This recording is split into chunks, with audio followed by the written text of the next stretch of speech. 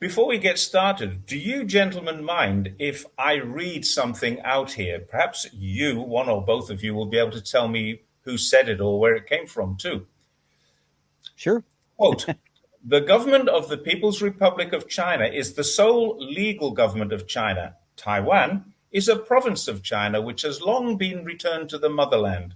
The liberation of Taiwan is China's internal affair in which no other country has the right to interfere, and all US forces and military personnel must be withdrawn from Taiwan.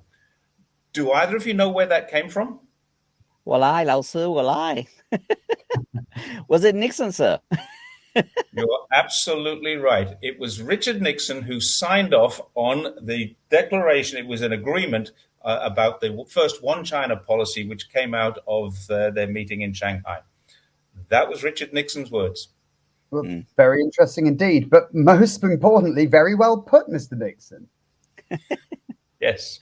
Yeah, he sounds like he was working on behalf of the dreaded CCP when he said it. Don't make waves. Yeah.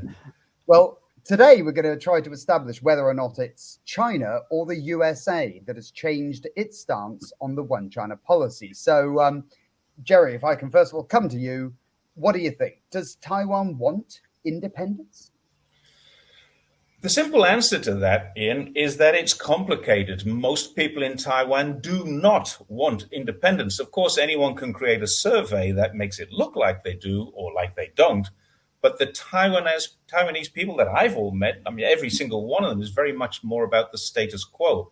They know that the loss of China as their major trading partner would absolutely devastate their economy, so no. And this manifested itself in the last election. Lai won the election with just over a quarter, like 27%, and his party lost power in parliament. So under no circumstances could that be described as a win for the people who seek independence, which Lai effectively does. Well, if that's the case, then why do we keep on hearing stories that sort of suggest that many or most people in Taiwan do want independence? Fernando. Well, basically, it's because the US keeps telling them that they have agency as a country without actually saying it. That's the thing. The latest manifestation of this is what they call the Taiwan-US Working Level Meeting on International Organization Issues, which was recently held in Taipei late last month. The discussions were between the American Institute of Taiwan and the Taipei Economic and Cultural Representative Office in the United States with the U.S. State Department. And they focused on expanding Taiwan's participation in the United Nations system and other international fora, such as the World Health Organization and the International Civil Aviation Organization. The State Department insists, they say that they support for Taiwan's participation in international fora is in line with their one China policy. This is not about international organization issues. This is about them giving more power to a province of China. It's like China attempting to get Hawaii into the WHO or NATO or the UN. Bonkers.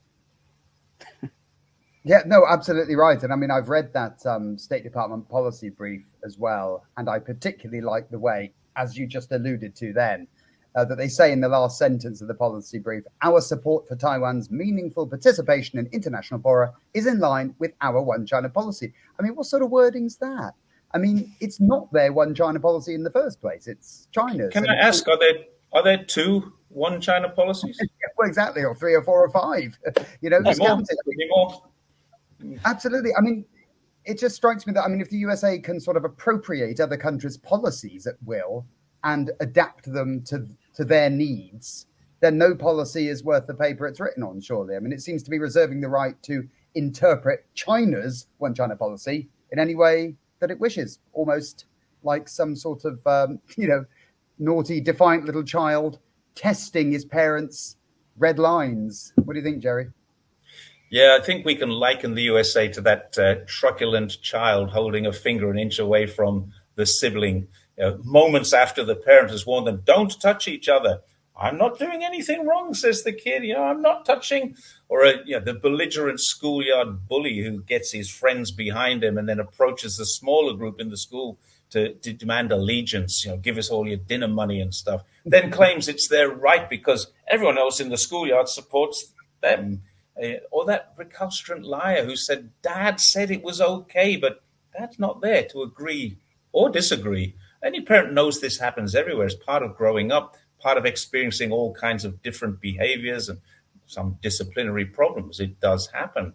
But no one expected that when they grew up, the most powerful nation in the world would continue doing the same thing, which is exactly what the US is doing. It's been doing it in Eastern Europe after promising not 1 inch further east and that there would be no NATO expansion. Then NATO, of course, expanded. And by the way, it's also holding a meeting in just a week's time to talk about expanding NATO into the Pacific region. So it becomes nothing to do with the Atlantic anymore. That will be on the 7th to the 9th of July in Washington. The US are gathering, or at least attempting to gather supporters to bully and go to China. It's doing it in Tibet with more visits by leaders promising support for an independent, or ex-leaders, for an independence movement that the spiritual leader of the people they want to support has clearly says he doesn't want. Uh-huh. Getting back to Taiwan, did you guys know that the US actually held a democracy summit there in 2022? Every year, Washington holds a democracy summit, and they invite Tibetans who've never set foot in Tibet to make speeches, to criticize China. They've even invited a few people from Hong Kong, and this has been going on since 2021. They've actually invited now the province of Taiwan to attend each one. Taiwan isn't a country. The entire world recognizes that. But in 2022, they were invited to be the hosts of this so-called democracy summit, going against the spirit of their statements that we said before and their agreements. I'm not sure what that is, if that's not a breach of their agreements. Well, absolutely. I mean, is this kind of attitude, does it, continue to this day? I mean, is it still going on, this sort of contravention or, basically changing the spirit of the agreements and statements that have been made previously? Fernando? Of course, they continue to do it in Taiwan. Both Blinken and Biden have reiterated their stance on the One China policy, and they say that it has not changed. They assured the world that they have been consistent for decades and they do not seek independence for Taiwan. But the evidence that we see shows that that is a lie. Their policy has changed. Nixon said it first in February of 1972 in the Shanghai Communique. Both sides agreed to a normalization of relations, a reduction of military conflict, that neither should seek hegemony, and that neither will enter agreements or understandings with the other, directed at other states. Now, lawyers, they may argue what subsequent documents say or don't say or how they are interpreted, but it's very hard to deny when Nixon signed a document, which, if I can just repeat what Jerry just said, went like this: the government of the People's Republic of China is the sole legal government of China. Taiwan is a province of China. How can we misunderstand this? It has long been returned to the motherland. The liberation of Taiwan is China's internal affair, and this is what they say from the pulpits every single time. This is an internal affair, and no other country has the right to interfere. This is what they keep doing. And the best part, and the part where I have a lot of questions, all U.S. forces and military personnel must be withdrawn from Taiwan. So my question to our audience is, why are there U.S. troops in Taiwan today? Why are they selling weapons to Taiwan? But here's a question probably for another video, guys. Why does China allow it? Ooh. Yeah, I mean, they're tough questions to answer, if I'm honest. But that statement that you made and Jerry made earlier is by no means, the only one in that vein. I mean, on the 15th of December 1978, Jimmy Carter made a speech announcing recognition of the government of the People's Republic of China as the sole legal government of China. He went on to say that the two parties, the USA and China, reaffirm the principles agreed on by the two sides in the Shanghai Communique of 1972. Wide interpretations have been made on the wording of the government of the United States acknowledges the Chinese position that there is but one China and Taiwan is part of China. However, in the same speech, he then went on to say that recognizing the People's Republic of China, that it is the single government of China. And he recognized that as a fact. Then there was another one in August of 1982. Ronald Reagan did the same thing in a joint communique, promising, wait for it, to reduce arms sales to Taiwan once again. The opening preamble contained the following words: the United States of America recognized the government of the People's Republic of China as the sole legal government of China, and it acknowledged, so it's already done so, and he's reiterating that, the Chinese position that there is but one China and Taiwan is part of China. So from these statements, the US position, seems to be crystal clear, doesn't it, Jerry? Yes, I think so. So when Blinken or Biden say our decades-old policy hasn't changed, it's not a mistake or an interpretation issue. The policy has changed. There's salami slicing. This is the term that's been used to describe what the USA has been doing to China in relation to Taiwan. They've approached each red line in the same way that that truculent kid approaches their sibling, close enough to say, we're not doing anything wrong, but clearly doing something that will annoy the other. The meeting last week in Taipei wasn't the first of such meetings. There was another one in October 2022. As well as that one, it consisted of consultations in Washington on expanding Taiwan's participation at the United Nations and in other international fora. Again, so the two sides discussed assisting Taiwan to meaningfully participate in the United Systems and other international organizations. So this most recent visit was even more of an insult, not to China, or was to China, but to the three former presidents of their own country, because contrary to their own agreement of non-interference in the internal affairs of China, two deputy secretaries of state visited Taiwan just last week. And according to the US State Department, Taiwan's Ministry of Foreign Affairs, the two countries held working level, this is their words, not mine, working level meetings in Taipei on the 21st to exchange views on Taiwan's substantive participation in international organizations. And the US State Department say this focused on expanding Taiwan's meaningful participation. Again, UN systems, other international fora. This is never ending. It's just one salami slice after the next. The question is, what do you do when there's no more salami? You've eaten all your lunch. Listen, guys, this country, the US, which has already 3 times formally and publicly agreed that there is but one China and that Taiwan is part of it, and they would now like the province of Taiwan to have a larger say in matters of international affairs. They would like the province of Taiwan to have the military capacity to defend itself from its own recognized government, which they agreed is in Beijing. And yet they continuously assert that their policies on China have not changed. Do they think we're idiots? Now, there's more.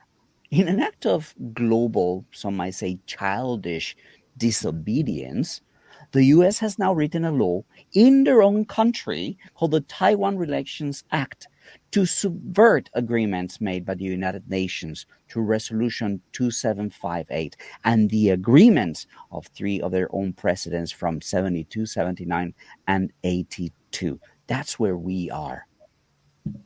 If I can just add one more thing to finish off this, the father of the KMT, the founding father of what they call the Republic of China, is actually from the hometown where I have made my adopted home, Zhongshan. He comes from here. So a lot of people don't know this. If you look at any official Taiwanese building and you see a picture of a man standing there, he's Chinese. He's from China. He's from Zhongshan, where I live. And I was literally just a few kilometers from his home just last night. This indicates that Chinese people who value their ancestry, their ancestral homes, and where their parents and families are buried will value what is happening here. They do not want independence from that. They do not want to say, my parents are from another country. Even the diaspora who come back to China all the time to see their grandparents' home, their great grandparents' home. This is happening all over the world. People are coming from all over the world into China. They don't really want independence from that. That would be cutting off their ancestral homes.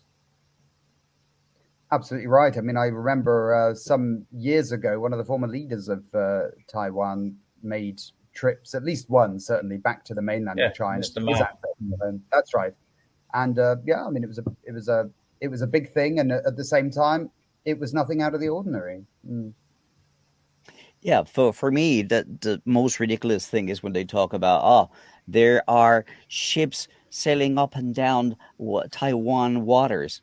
It's China. It's China's waters. Oh, there are planes flying over the Taiwan airspace. It's China. It's their airspace.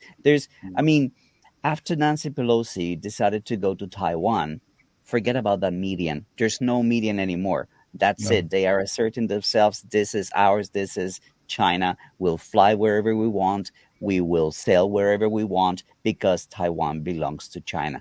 Now deal with it. Good on them.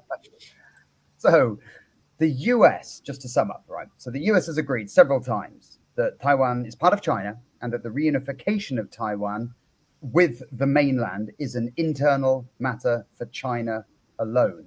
Yet the US still attempts to interpret the wording of those agreements to legitimize its acting in contradiction to the spirit in which they were entered. So back to children then, it seems that children can be disciplined. They usually grow out of their recalcitrant periods and become functional adults one day. Mm. But it seems that there is one country in the world that is having considerable trouble showing any degree of maturity. Thank you for joining us. See you next time on the 3Ms. Bye. Bye for now.